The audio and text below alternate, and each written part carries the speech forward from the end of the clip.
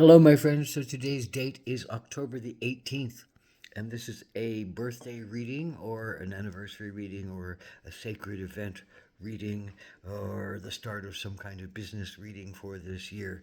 So this is a celebratory reading to help you with this year. It's a four-card pull. It's a general energy card for the year, a challenge you might have this year, an action you can take to stay in balance, and an outcome or synopsis card. So what is the general energy card for those things started, those beings birthed, those events created, those vows taken on October the 18th? It is the offering. And the offering, I think, talks about the gift, the the offering, the pledge, the sacrifice that is required sometimes, often when we ask someone for advice, when we wish to give something of sacredness to someone for their journey, when we wish to create something, uh, but we're not giving our heartiest, our wholest, our most sacred piece to some kind of institution, to some kind of event, to some kind of marriage, to some kind of business. So the offering says, what is sacred to you now that you can offer up? Because in the sense of sacrifice, does the word sacred come? When you give something that is important to you, that you value, that you almost have a hesitancy to even give away because it is so valued to you, then does that sacredness become the source of power, of energy, of creativity? You are invested, you are vested in it more completely by giving something that you love away to it, by offering up something that is holy and sacred to it. Do you put your own heart and soul into it with greater understanding, with greater clarity, with greater passion? If it's important to you, then what do you need to sacrifice at this time for it to manifest, for it to grow, for it to thrive? What do you need to give of yourself as an offering, as a sacrifice, as a sacred gift to the creation and the sustenance and the thriving of what is in front of you? So your particular challenge, October the 18th, is the Four of Pentacles. Four of Pentacles is about creating a physical support system, a physical house, a physical dwelling, a physical body, a physical business, a physical enterprise where you put your hard work into it and you create from really nothing, using your will and your hands and your power to create on a physical level something that really has meaning to you, and you're looking toward it as a base of family, or a base of operation, or a base of your own body that is able to do the work it needs to do and feel supported. So giving it the right nutrients, giving it the right exercise, giving it the right sleep.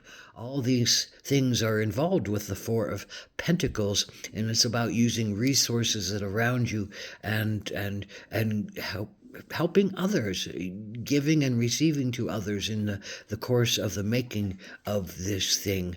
And that is the energy of the Four of Pentacles, and it's upright. So what is your challenge? Well, your challenge is to make this thing happen.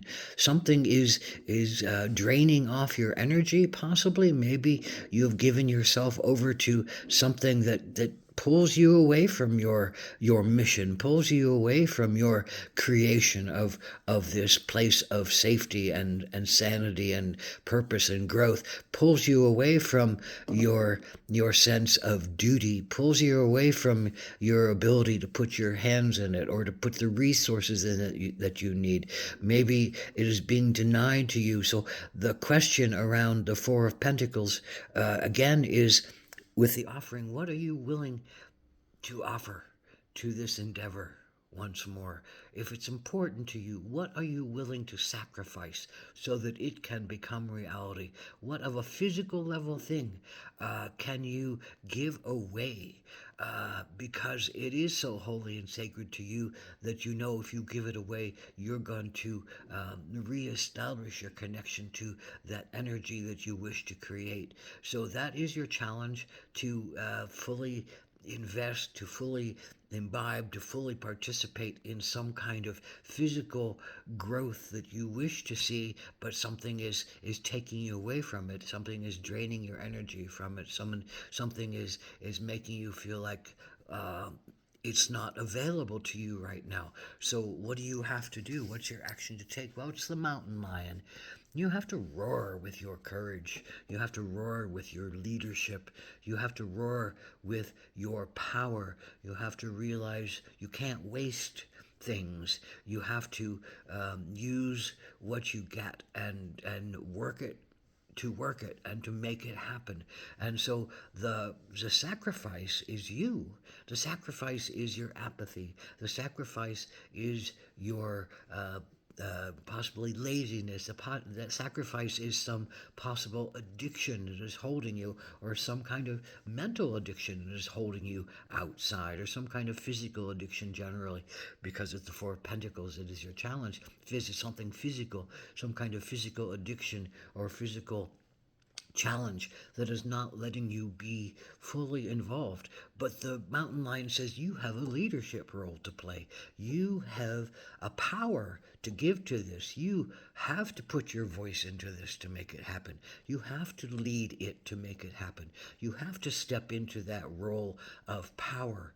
And that is a sacrifice. If you don't feel like you have the ability to lead, or you fear what's underneath you, and you're afraid to show yourself because other people may judge you, well, that's a sacrifice that you might have to make right now in order for you to receive what you are ready to be given. You know, that Four of Pentacles is there for you. That creation of some kind of base of solidity, of groundedness, of usability, your body, your enterprise, your marriage, your wedding to some kind of group, or some kind of thought, or some kind of purpose that speaks to you, and you can't hide from it this year. You can't disconnect yourself from it this year. You're called to step into it and lead it and roar with your courage and roar with your intuition as well as your intellect,